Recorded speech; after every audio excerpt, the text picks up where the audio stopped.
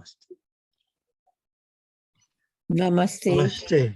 Namaste. Namaste. Namaste. Welcome Sabko. to this session number 5.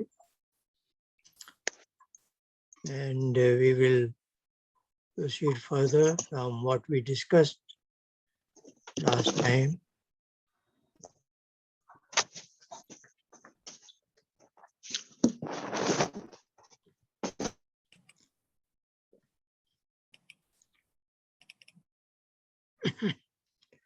Let's see, we have concluded second chapter of Samkhya and have discussed what our overall mind is, which has 3 units, 3 components, Buddhi, Ahamkara and Manas. And on Buddhi, all kinds of images are coming. We saw it last time. They are coming live and they are coming in playback mode. The live are coming from 5 sensory organs, from the external world, and the playback mode is, of course, always there, particularly gets highlighted when we dream in night sleep. Today we want to discuss, as we saw early in the beginning, that our self, what is called Purush by Kapil and Patanjali in Sankhya and Yoga, has 3 extraordinary powers: ability to know and ability to experience and ability to act upon the surroundings. That is called Jnata, Bhokta and Karta. And that is made possible by the instruments of mind as well as body, they together. So today we want to see how does the knowledge gets, we take cognizance of knowledge. How does it happen that? What is its terminal point or terminus? And similarly, what is that of experience? As you know, knowledge is incoming, whereas our action is outgoing. So we are asking in terms of what is the terminal point? We know it. If my eyes are open, I see, but still I might not notice something. My ears are open, I am hearing, but I might not listen to it. So that difference we want to know exactly. And when we can say, I have experienced the event, what I am seeing, when it becomes really that it has been assimilated thoroughly and it becomes part and parcel of me. That is the point of discussion. And outgoing action, where does it originate from? And of course, the whole business of meditation and upasana is to calm down all our functions, particularly in the mind, that mind is blank. So this is what we want to discuss today. Let's look at it. Some of the things we have already looked at. Our buddhi, intellect, that decides both about knowledge and action. What is this I am seeing? Discrimination. Is it a table or a desk or a chair? What is it? And then we, in the process, what is called thinking, we are getting a lot of data from our memory, what is called Ahamkara. And then we finally conclude that this is a flower or rose and not marigold or this or that. And what I ought to do, what is my action, that is also decided that we have seen in last 2 weeks. Here the Samkhya statement was Adhyavasaya Buddhi, and here it was Tat Kayam Dharmadi and Mahat Upayagad Vipitam. If I am doing something wrongdoing, something I should not have been doing. So these three statements we have seen 2 weeks ago. We have also seen that storehouse, that is impatience of past knowledge, experience, and action. Collectively, they are called as sanskar. And not only from the present life, we have a baggage of past life, endless baggage. So that we have seen in last week. Ashesh, it is endless, that kind of sanskar our Ahamkara is carrying from time immemorial. And then third component of our mind is manas, which is supervisor for the sensory and motor organs. So this has been our Sankhya diagram.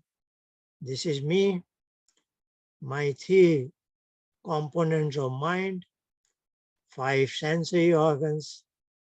They bring in knowledge, incoming knowledge that gets registered here, that we have seen, and today we will again review that. And here I decide my action and I command, my command goes outward. Finally, I activate my motor organs. So this is outgoing action, incoming knowledge. And when knowledge gets registered here, sometimes it is up to me that I want to be a part of it, then it becomes an experience. And if I stay detached, like I listen to evening news on television, some people died, I do am listening, but I don't start crying because there is a distance. I don't know them. Of course, it's a bad news, but I don't start crying. That news has brought a knowledge, but it doesn't become an experience.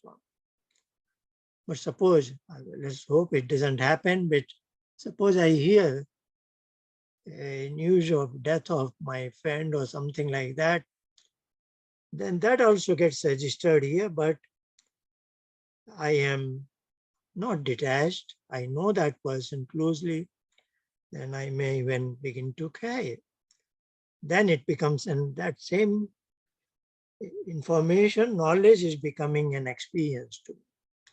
Okay, let's look at it through the Sankhya statements. Some of them we have seen previously, some are new, a couple of them. So knowledge-wise, the intellect, buddhi discriminates, and that's what we will see a few weeks later when we look at a particular statement on yoga by Patanjali. It's commentary by Vyas. He uses the term that myself and our buddhi, they have been tied together in a particular manner. And that particular manner is twofold. One is myself, that Purush or Atma, that automatically gets to know what buddhi is displaying. So Vyas has used the term buddhi pati samvedi. So once buddhi brings a piece of knowledge, automatically I know it. So buddhi is the terminal point for knowledge. Once it gets there, then I cannot say, I heard, but I was not listening to you, or I saw it, but I didn't quite notice. Once the knowledge signal ends up at buddhi, automatically I know it. I cannot deny that. So, because that is the terminal point of knowledge. Now, experience-wise, this is a new statement we haven't seen previously. Samkhya, first chapter, 104. The statement is here, Chitta-Upasana bhoga. Here chit is actually there is a compound word. It is chit, ta without a vowel, what is called. If you write in the Devanagi, it will be ta with a slight slant line below. That is takar only. So chit. It is not chitta, chit. Then avsan. Avsan is falling upon. When chit and avsan comes, then there are certain grammar rules. The sound ta becomes sound da. That is the third consonant in the same group. So chit avsano. So there are two words here, chit and avsan. This is, many people get confused here, but that's why I am trying to explain here. The word chit means consciousness, that is myself, the Purush, the Atma. There is a similar word which we have used many times and which we will study more next week. That is called Chitta. So Chitta and Chit are two different words.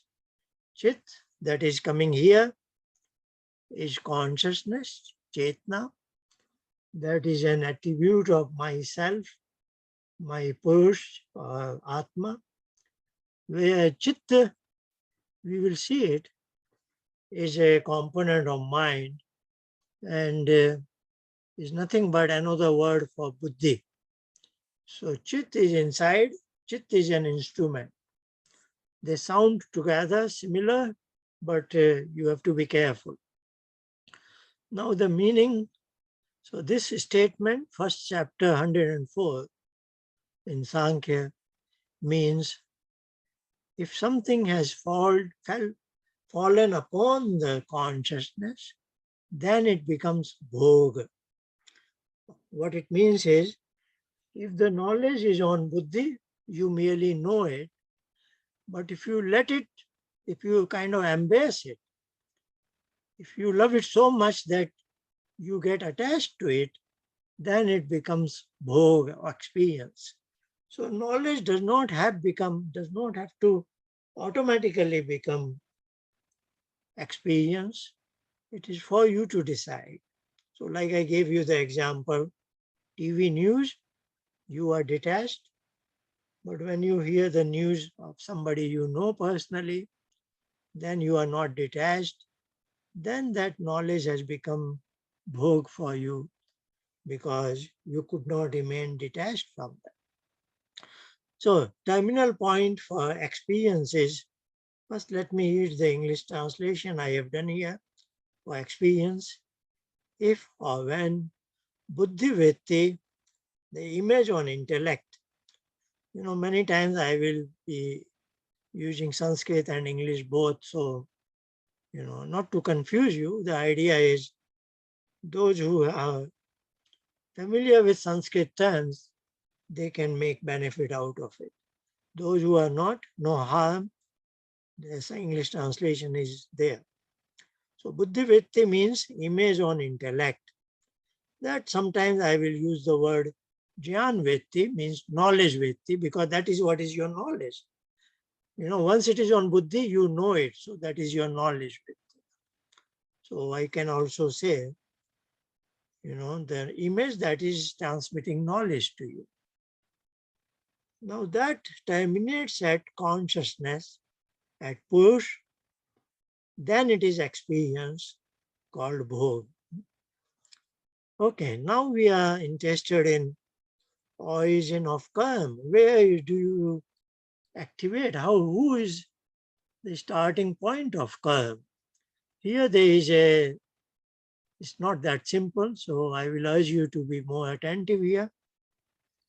Of course, we have heard 2 weeks ago in the context of buddhi, the statement 13 was followed by 14. Tat karyam dharmadi. Tat is for buddhi. So the function of buddhi is dharma, what is my righteous conduct. So in general, karma is all, good and bad, all, because the next 15th statement was also there, but I am not putting that there. So here the translation is Intellect, buddhi, decides the karma. So I very much thoughtfully, after due diligence, I take a decision. This is my karma. So of course, I am responsible for that because I am taking the decision. So this is being done at the level of buddhi. So intellect, buddhi decides the karma. Now let's look at the blue color. It's a slightly a tricky issue. So I am giving you an example. Say I am sitting in my home. The instance is I decide to go for a walk in a park nearby. Now the moment I decide to go for a park, this is happening at the buddhi, intellect level. Then I change my clothes probably or shoes and all that. I walk out of home, maybe I cross a street and walk a few more steps here and there. At all this point, I am very conscious because I don't want to meet an accident. I am seeing the traffic and everything. Once I enter into the park, now this is a very familiar setting for me. I have been walking a particular circuit maybe several years and I am very familiar. So now I am doing a routine walk. When it comes to a routine function, I think, okay, let me walk, but I can talk to a friend of mine and bring out my phone from my pocket, dial his number and start talking. But I continue to walk. So the question arises, who is walking? Where is the action of walking originate from? At that point, it is not originating from buddhi because I am talking to a friend of mine.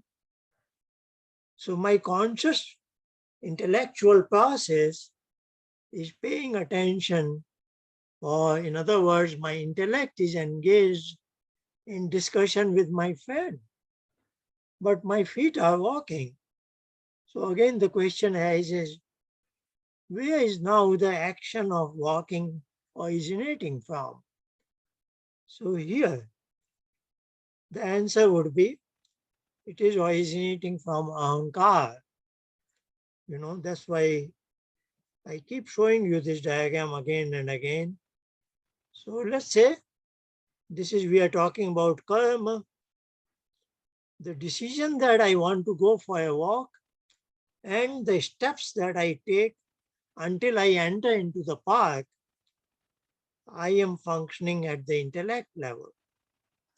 But when I enter into the park, which is a familiar setting, and I decide I can better use my time and talk to a friend of mine, I bring out my phone and start talking to him, then my intellect is engaged in discussion with my friend. But if somebody asked me, how are your feet getting activated because you continue to walk, then I will say, my ahamkara has all the impressions because I have walked in this park for 10 years. I know where to take a turn, or it is a circular circuit.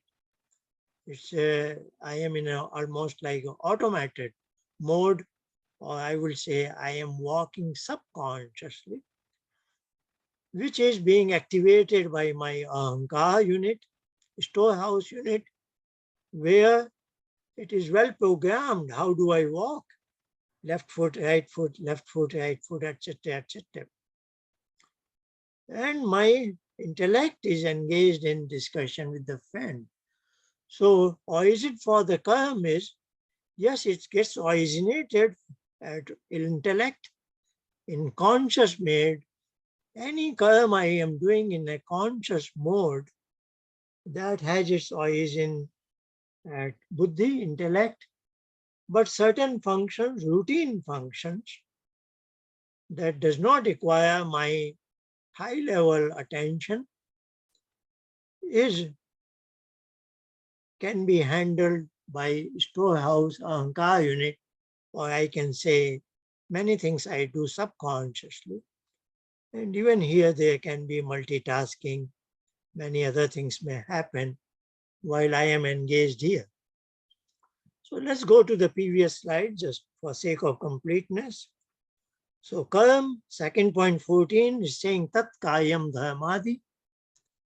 And there is a statement from 6th chapter 54 from Samkhya. Ahamkara karta na purusha, meaning Ahamkara is the doer and not the purush. So now let me read out the English translation in black and then I will read the blue line. So second 14 says intellect decides the karma. Even in this case, of course, Ahamkara is executing. Ahamkara and motor organs are executing it, but it's originating at intellect level. 654 says storehouse is the doer and not push. This is related to subconscious function. So I give a particular instance which I have already described, just reading it out, such as deciding to go for a walk. That is, decision has been taken at buddhi level, but its continuity may be enabled by storehouse, ahankar, as in the case of walking in a familiar park. So I hope now you have understood what I was trying to explain. Now in this schematic diagram, of course the diagram is same except these three words in red color and corresponding statements from Samkhya. So knowledge, terminal point is here, intellect, experience, Chitta-Upasana bhoga, that terminates here. And if you choose to do that, otherwise it is your discretionary. Karma, whenever, whatever you are doing, you are responsible, but its origin is intellect as far as conscious actions are concerned, and many routine things are happening subconsciously. So in certain occasions you can say, I did it, I was not quite doing it, I did not intend to do it, it just happened subconsciously. So like sometimes certain actions take place or something happens because we were not attentive, because we had left it, we had delegated it to our storehouse system. Okay, let's move on, because this, as I have said again and again, in this particular course, there are 4 pillars. One important pillar is my interpretation of Ahamkara, that somehow in last few centuries got muddled up, and somebody called it ego and all that thing. It's not a emotion, it is a thing. Ahamkara is a thing, is a component in mind. People lost all these ideas. So this interpretation I have tried to explain 3 weeks, 2 weeks ago, again last week, and again today I offer some evidence from the literature, because it's not I haven't cooked it, it's not my imagination. It has been there in the literature, but people didn't care to look at it properly. So I am showing you 2 instances. One is, this is a commentary on Samkhya called a book, Samkhya Kayika, that has about 70 verses called Aryas in 2-liners. This is authored by one person called Ishwar Krishna. His time, I don't know if I can, let's see.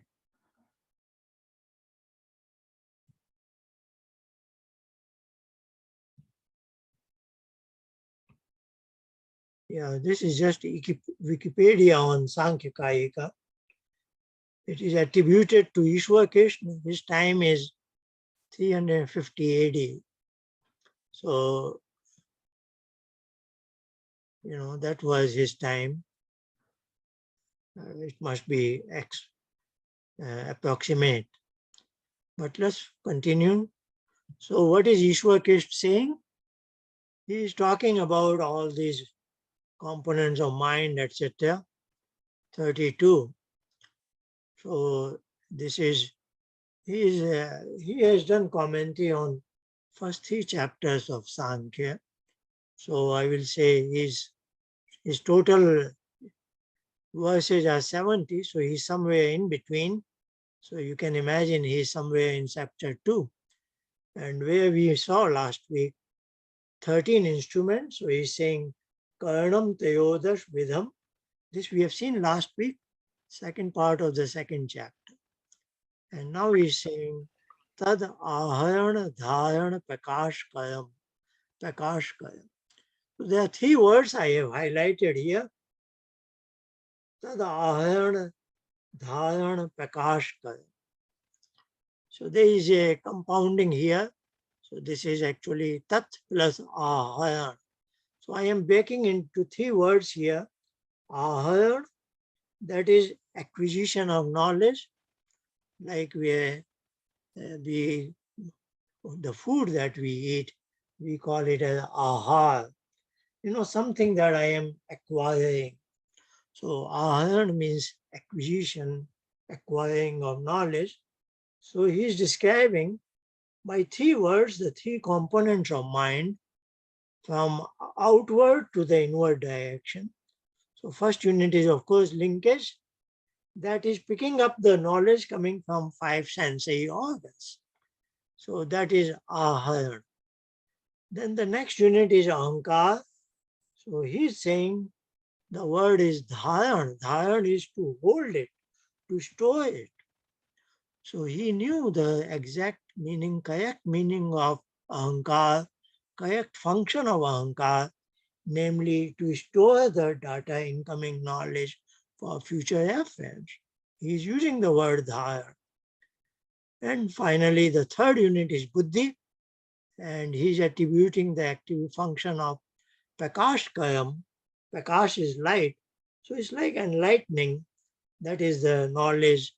Buddhi enlightens me, and I get the knowledge. So he is using 3 words for 3 components of mind, going from outward to inward in this particular direction. First unit is linkage, then storehouse, then intellect. Sanskrit term is manas, ahankara, and buddhi. And he uses 3 words, aharan, dharan, and prakashkara. So Ishwar Krishna knew the correct meaning, correct function of ahankara. So you know it. It's not my imagination. I don't know when did the correct meaning get lost, but it got lost. So last few centuries, everybody has translated ego and all kinds of funny things. One more evidence that is coming from yoga philosophy that we will see independently slightly later. Second chapter, yoga has 4 chapters, Sankhya has 6 chapters. Second chapter of yoga, statement number 18, beautiful statement, I like it. In one line, he describes the whole business of what is Prakriti, the matter as such. I will not go much into detail here.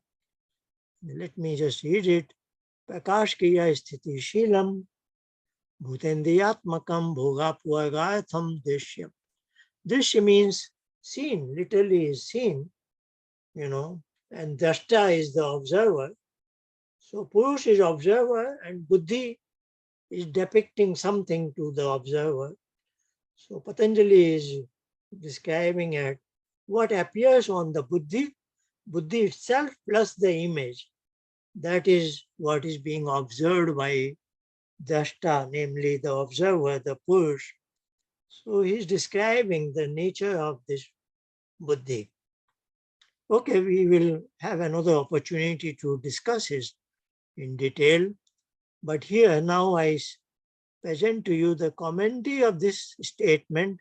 It's a lengthy commentary, but I am just reproducing the last couple of lines.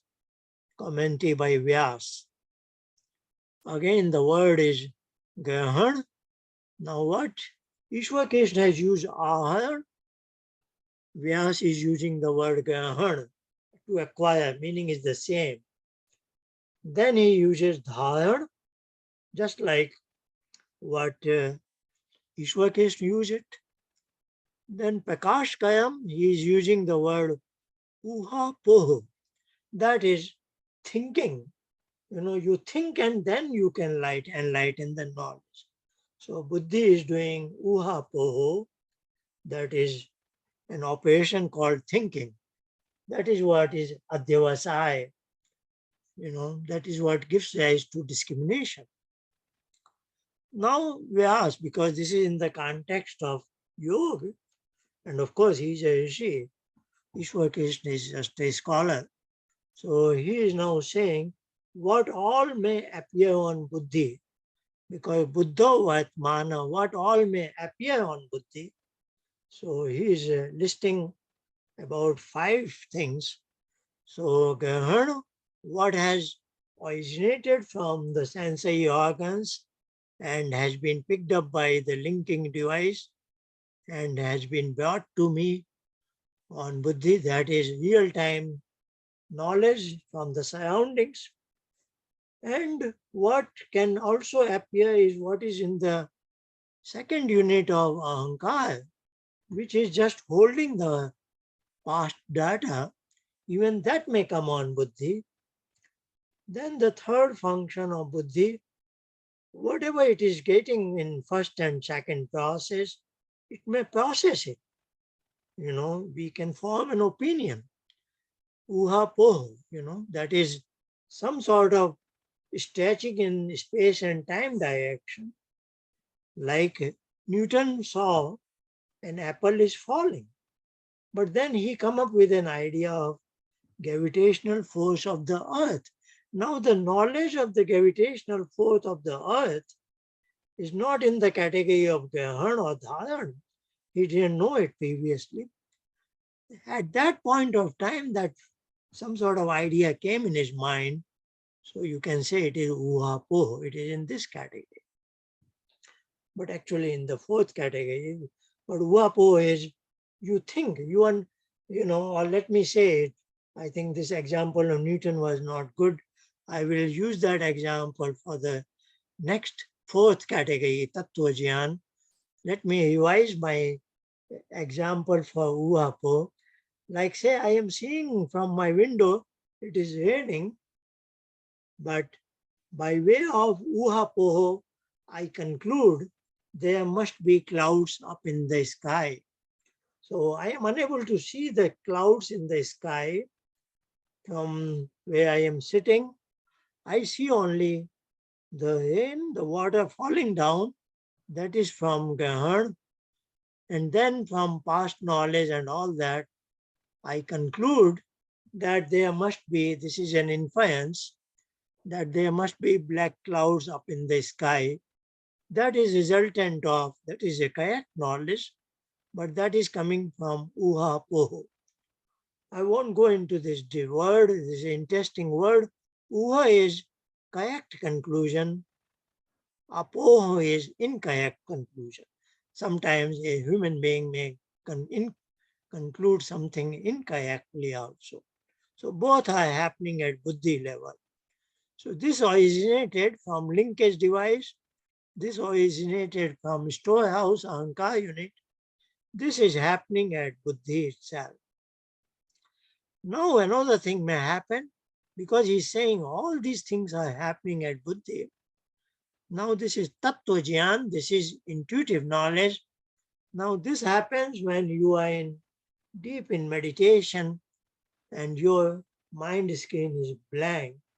But somehow, of course it is from Ishwar, but somehow a flash appears of something, a new intuitive idea. Now the Newton's example is more appropriate here, because he also didn't know until that point that earth has a property to pull things towards its center. That is the origin of gravitational force. But this flash came in his mind. Of course, he's very relaxed. Probably his mind is blank. But Ishwar just needs a slight moment. So in that moment, Ishwar blessed him with this piece of knowledge. That is called Tattva Jnana, a true kayak knowledge. But that is not coming from your Ahamkara. You didn't know it previously. This is coming from out of the world. Now, Abhinivesh is our survival instinct.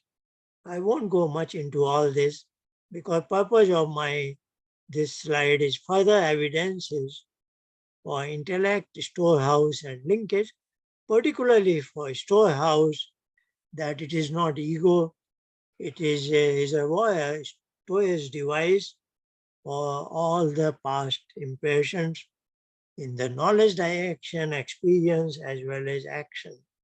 So today we have discussed even subconsciously what we do, that is originating almost independently from Ahamkara, as if I have delegated to it.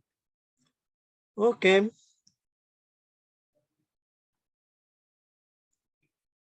Today, I think I have planned it well. We will give, I'll say 15-20 minutes on meditation.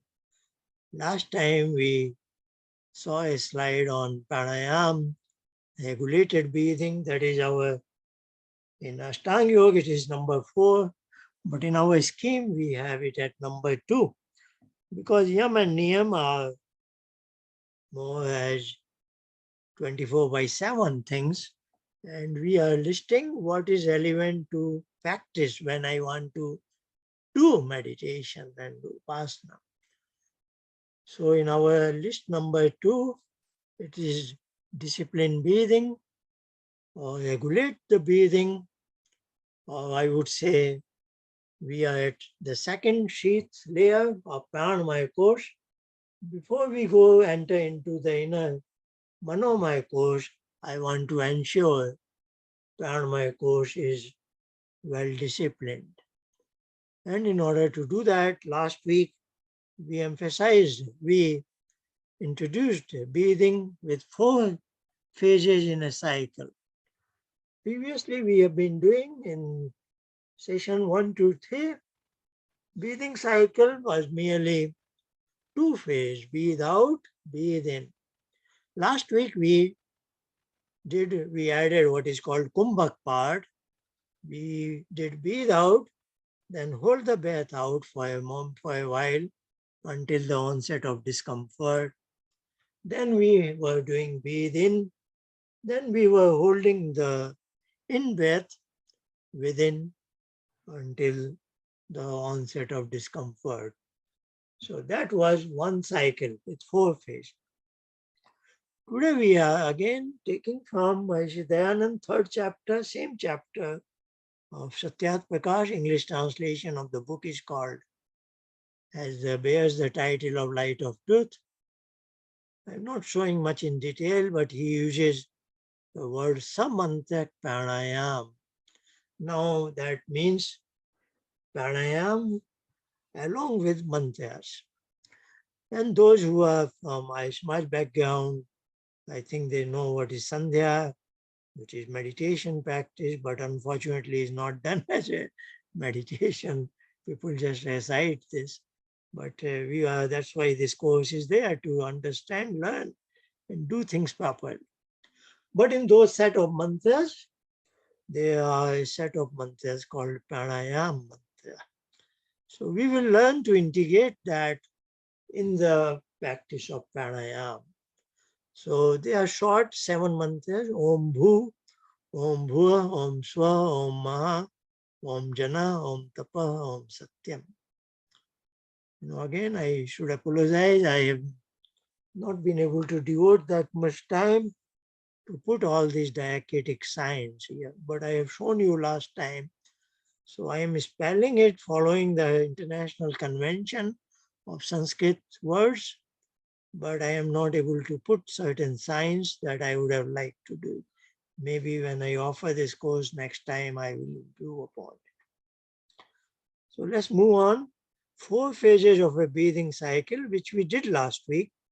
But today, like we will do again, breathe out. Sanskrit term is Echak. The second phase, holding it outside by Kumbhak, we will recite first 3 of the 7 months. Mental recitation. But it doesn't mean you have to force upon yourself. If suppose your breathing sense of discomfort is right here, then you forget about it. But typically the hint is you should be able to recite, but don't force upon it. And then we move on to breathe in. We fill up our abdomen and then we hold it within. Then we recite 7 of these mantras. So, casually, those who are not familiar with it, all this is recorded. So you can see this slide again and maybe becomes familiar with them. They are 7 mantras, short 7 words actually. So it will not take much time. You will be able to memorize it. But again, the key thing is, no, you don't have to force upon all these 7. If you feel a discomfort after Om, you move on to the next phase.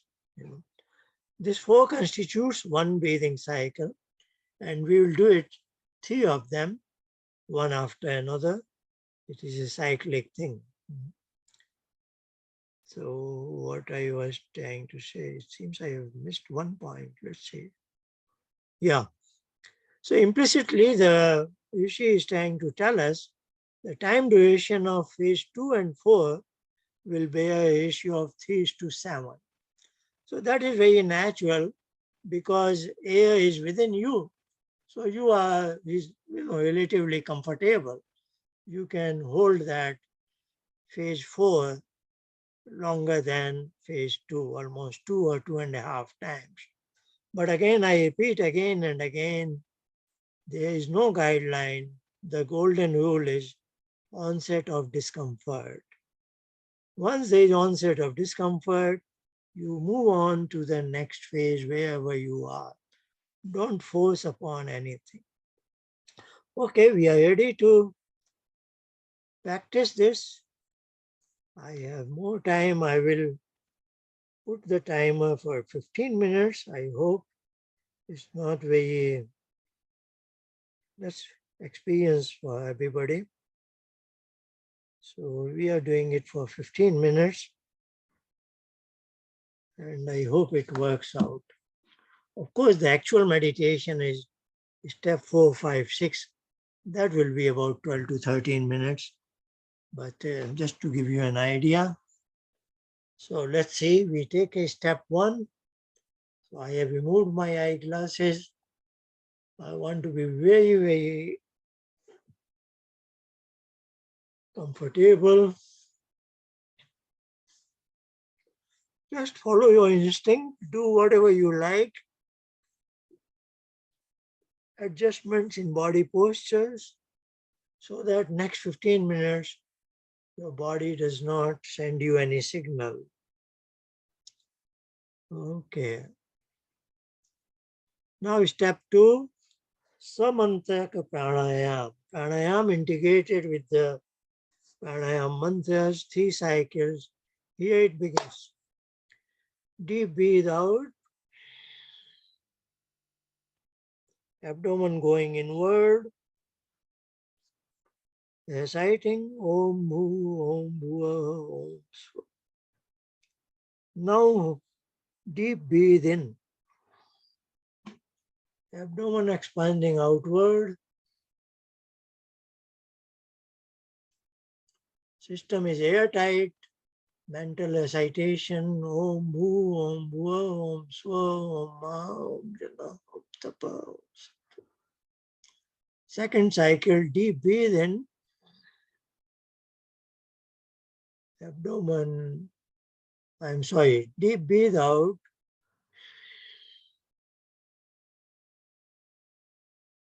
abdomen shrinking inward, system is now airtight, reciting Om Bhu Om Bhuva Now deep breathe in.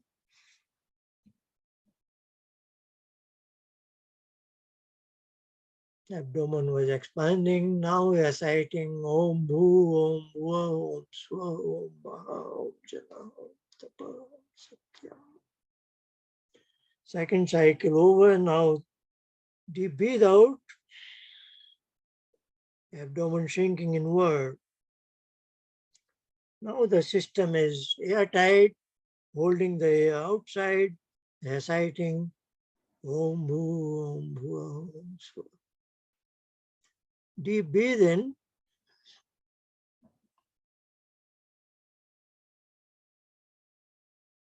Now phase 4, reciting Om Bhu, Om Bhuva, Om Swa, Om Maha, Om Jana, Om Tapa. That completes our step 2 of pranayama. Maharishi Dayanand says minimum 3 cycles, maximum 21 cycles. Please don't overdo these things. These are preparatory function, what is called upakaram. Just puts your mind in the right frame. Now we are taking a pause to ensure disconnection from Parama Kosh. We are confident our breathing will be continuing in its automated mode. You don't have to worry about that. Now step 3, which is the last in the outer yoga, we activate our speech organ and recite that Pranam sound 3 times. Again, the hint is when you do it personally, you don't have to count it. Do as long as it takes you to get into meditative mood. But don't do mechanically. Try to change your tone in between so that it should not happen that you are reciting this sound but your mind is elsewhere. So that is called Vachik Jap. We will recite 3 times and then continue with this mental recitation. Our objective would be that mental recitation of this sound doesn't get interrupted by any other image. If we achieve that, then we are in meditation. And maybe even that disappears, and then we are in blank mind. Okay, here begins step 3. Om.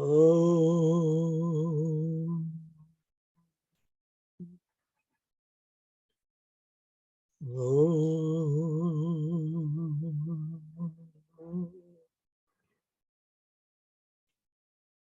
Om.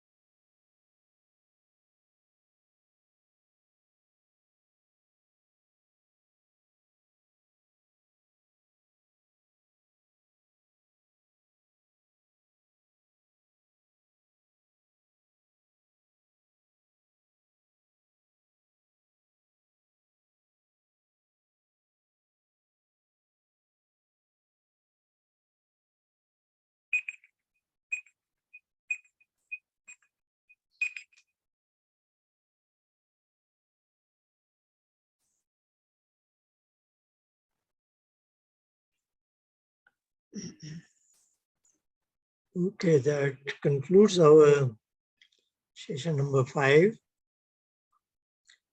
including this practice part. We can devote some time to question answer.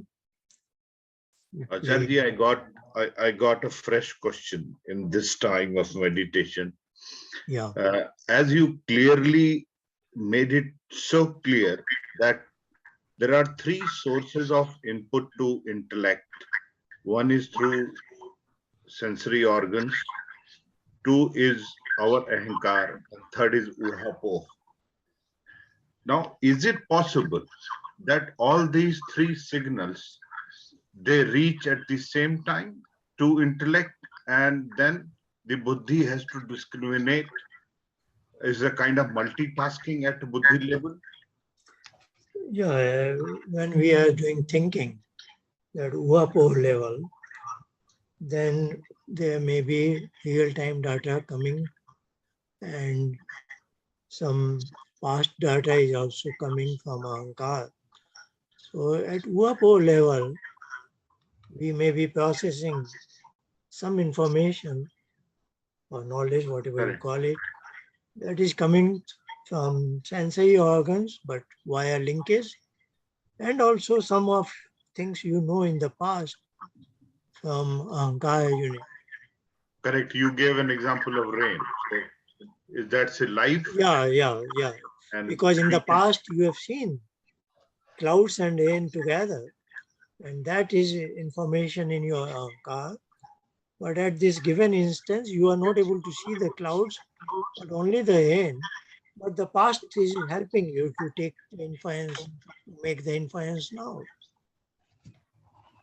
so it's a multitasking at the intellect level as well. No, we won't call it multitasking because task is associated with action. Action.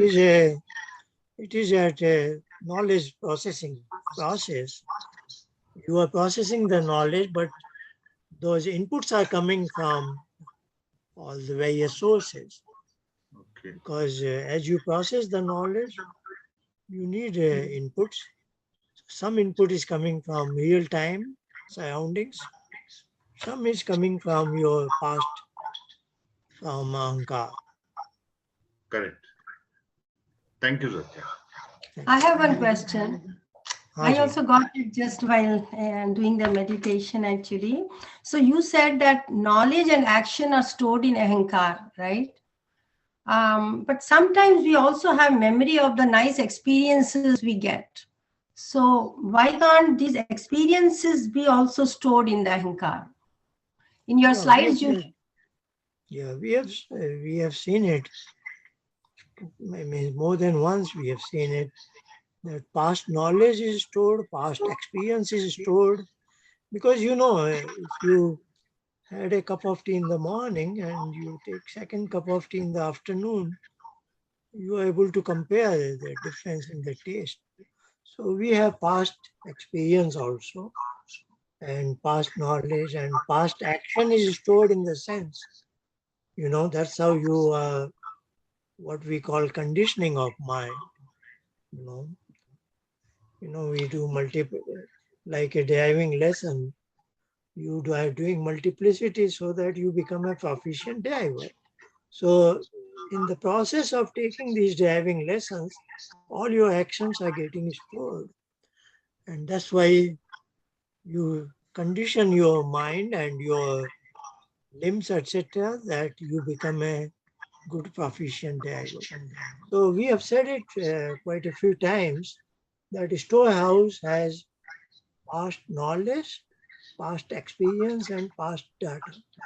I have also showed you the term, Sanskrit term for past knowledge is smriti, past experience is vasana, and past action is sanskar. Then again, I have said many times, the word sanskar is used collectively for them also. So sanskar may be for a past action only or for all the things, all kinds of impressions together. Yes, you are right. Thank you. But one of your slides today just showed Ahamkara knowledge and action. Let me see. So I got this doubt. Maybe there is a particular context. That was the terminal point for knowledge and action. And for experience, the terminal point was the intellect. So Acharya was showing that what are the terminus points for these three. I see. You mean, which, do I have to show you the slide, or now you understand? I just got this doubt after seeing that slide, actually. Which going... slide is it? That schematic diagram slide? Or? No, not the diagram one, where the text was written. Okay, and what slide is it?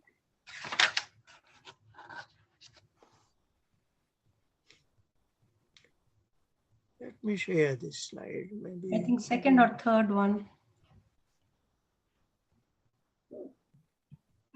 Okay, is it this slide? Well, let me show you all the slides. No, not this. Yeah, just hold on to this. Yeah. This one?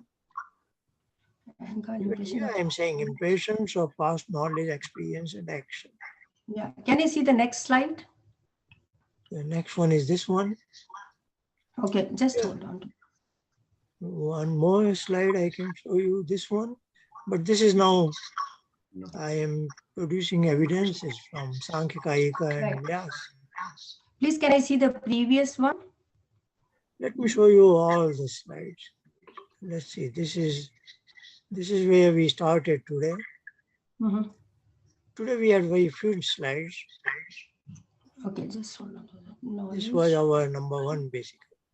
It could be the Acharya, the first slide, where you had only mentioned the headings, what is the terminal points, and then next slide you show in the diagram you show the terminal points.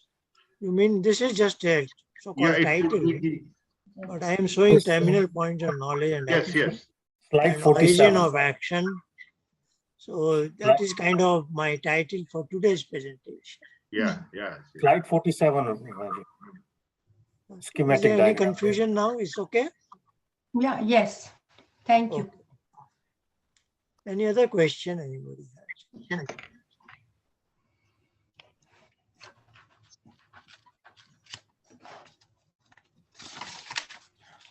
Next week we will move to the second pillar of the course, namely what is Chitta.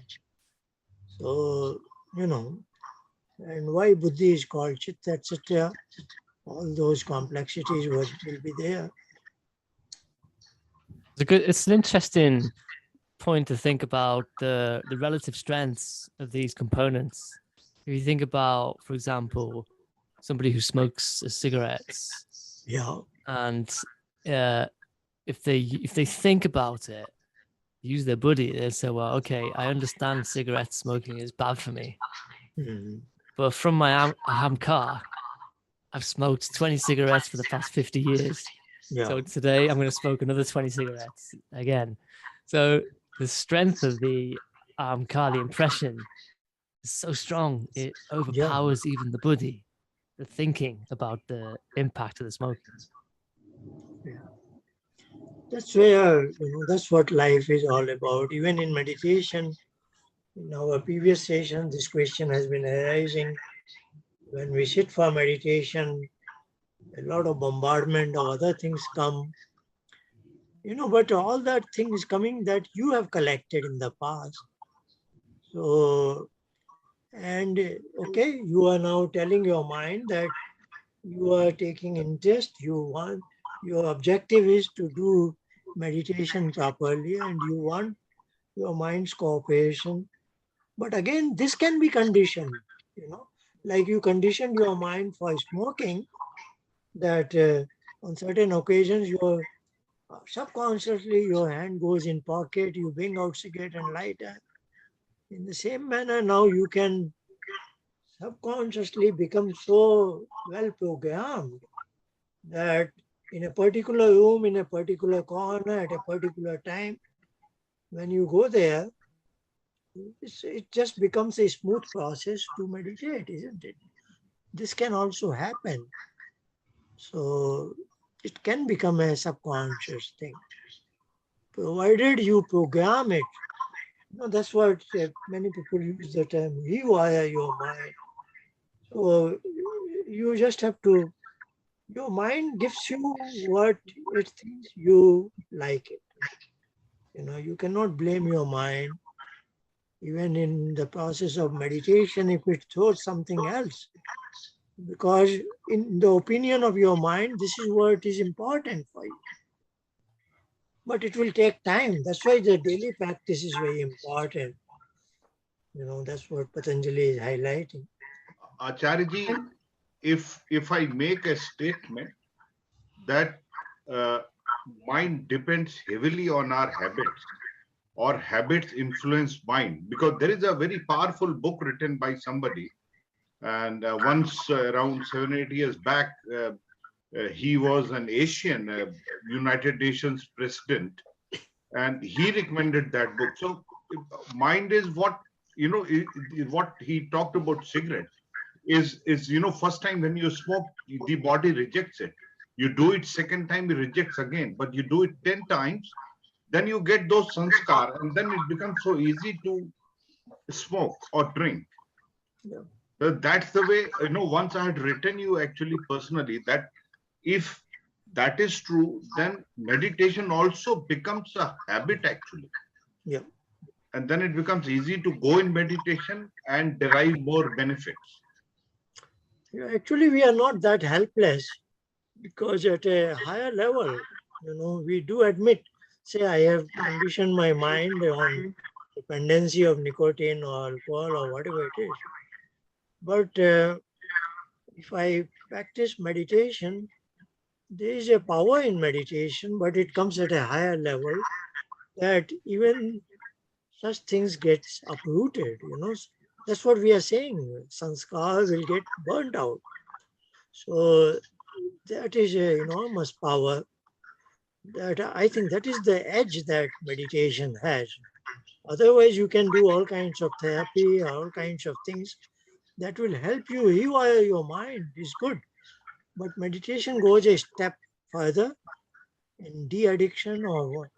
If you are persistent, meditation will come to a point that all the negativities will be washed out by itself. I know,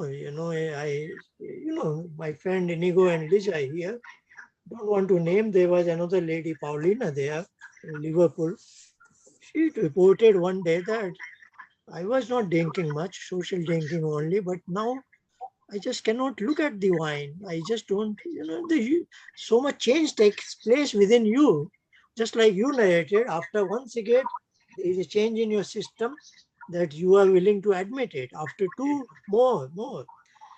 Now there is a reverse process. After meditation, you just, what you are dependent upon, what you are addicted to, even that thing you just don't have the tendency to get attracted to.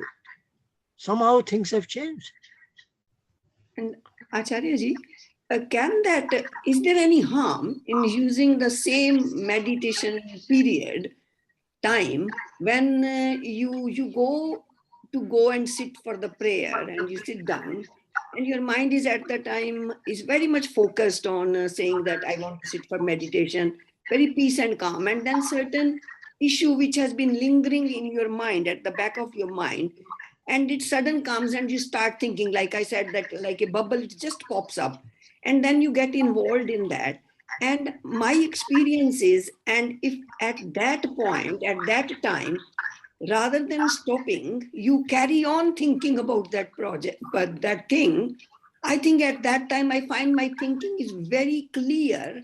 Although I'm not happy, I'm because I know that I'm not doing what I have sat for, and I try to stop it. But if I don't try to stop it, those 15-20 minutes when it keeps going, I find that my thinking has become much more clearer, and I have thought about a kind of a solution to that problem, rather than if I struggle at that time. And then this has happened recently in my mind, and then after that I give a gap, and then I sit down with the resolution, okay, that I have sorted. now I'm going to sit for meditation, and it has worked. Yeah, I think Is there any that, harm in doing that, kind of, that you are not training your mind in a wrong way?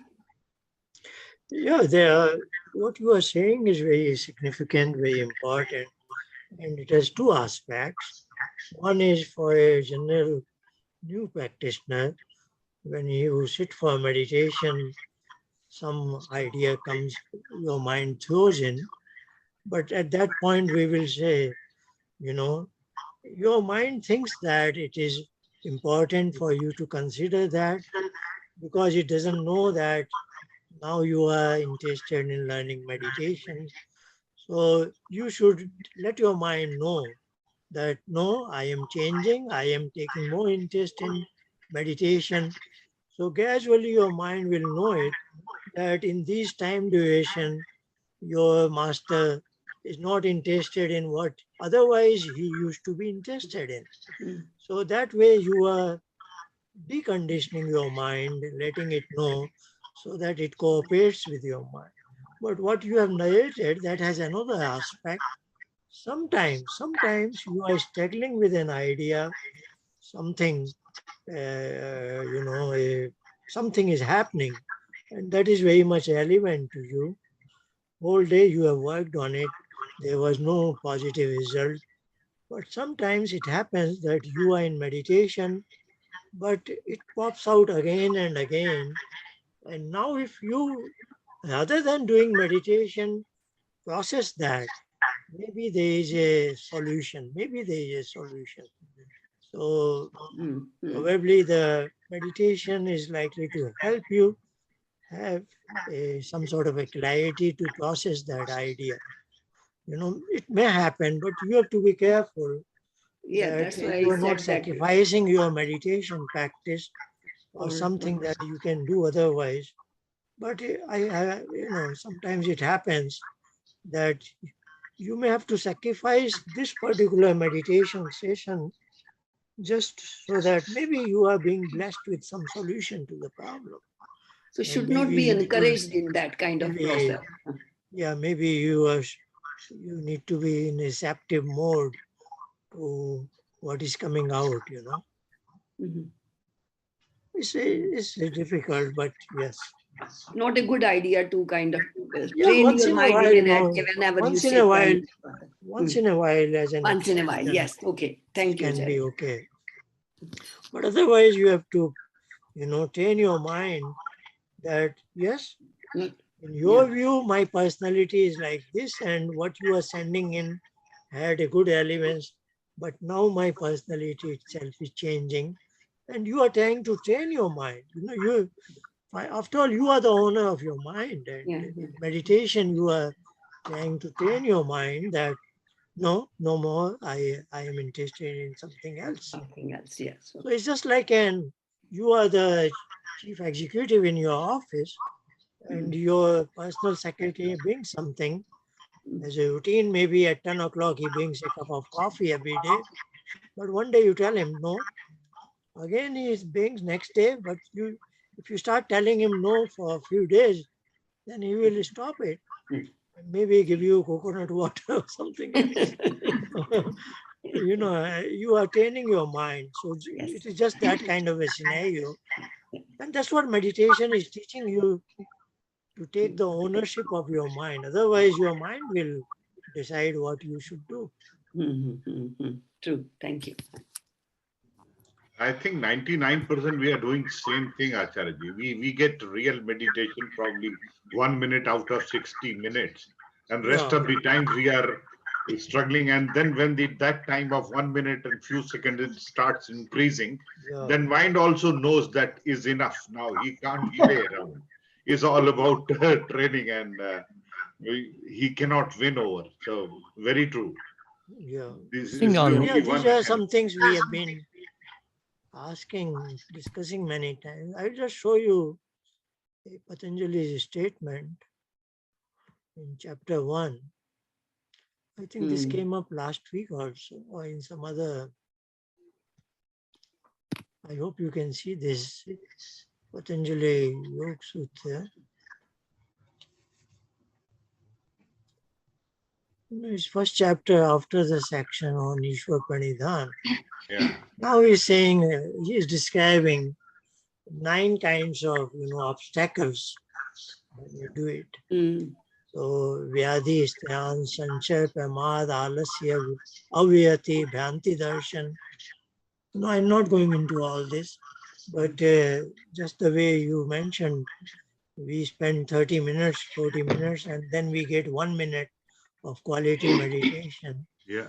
So that phase is using the word alabdha. Alabdha means labdha is to acquire. So, like last week I was trying to say, the meditation practitioner can view his practice very much like learning how to climb uphill. So up to some point is his comfort zone. Now he comes there every morning. Now the challenge is how to go to the next altitude, next height, which is not difficult to find. He doesn't find a support where he can put his foot there. So that position is called alabdha. He is not able to find a spot. Alabdha bhumikatva, Labdha is a love you are familiar with. It is the same root. Your bhumi is the support. So you are not able to get that supporting spot.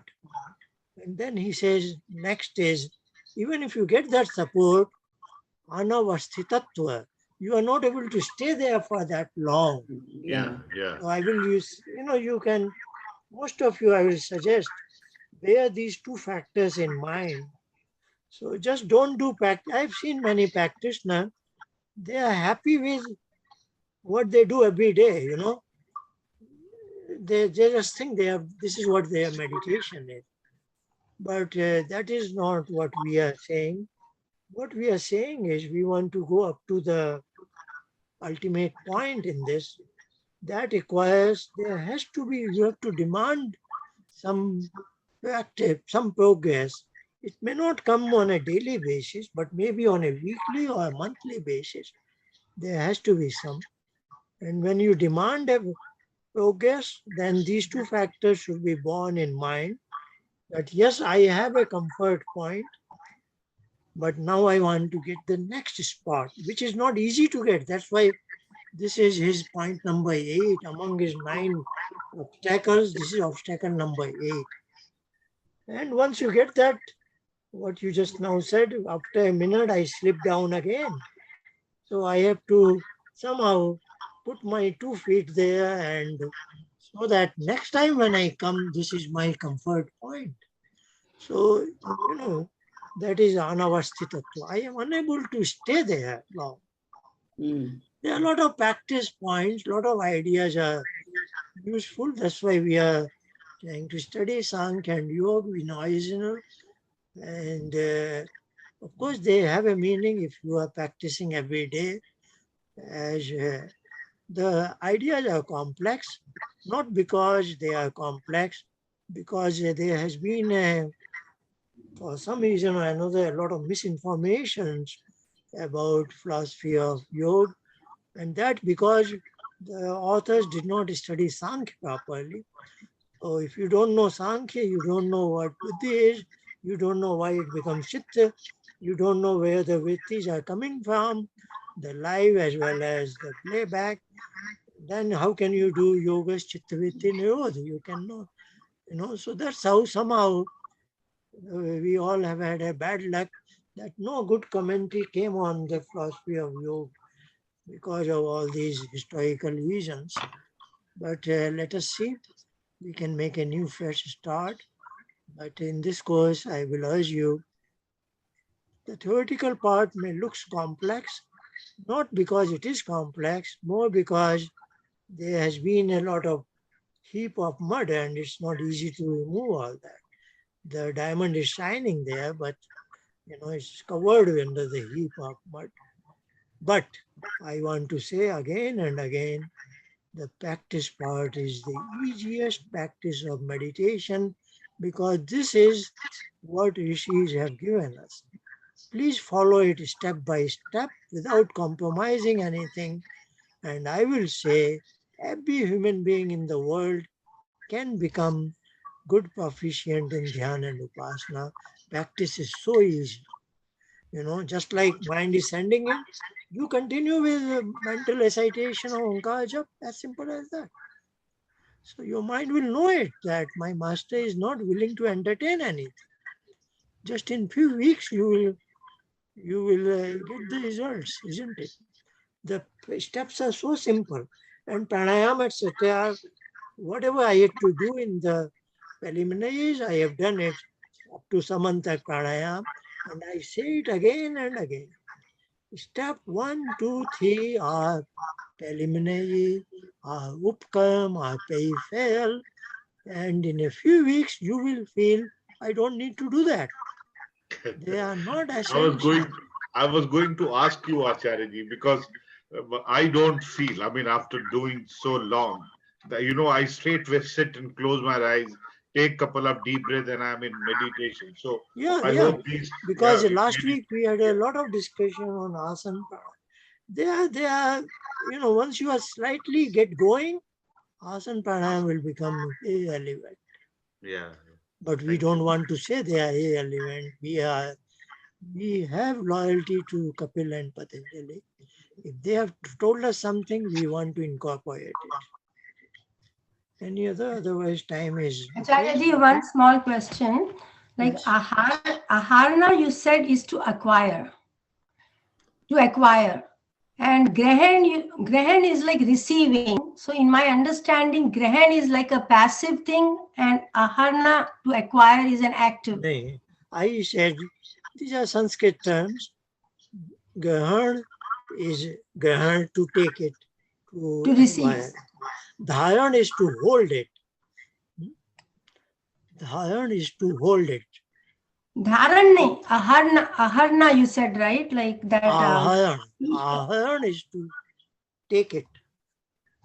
So what is the difference between grahan and aharna? Grahan is also to acquire it. Vyas used the term grahan.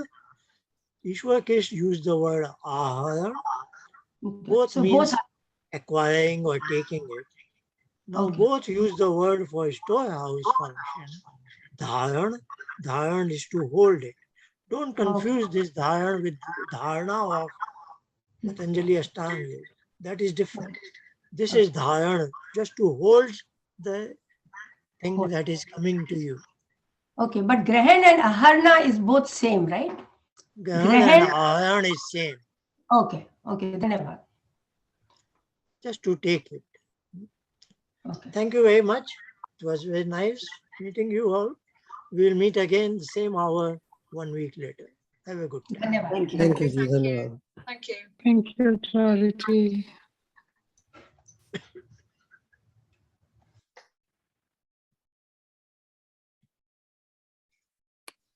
Oh.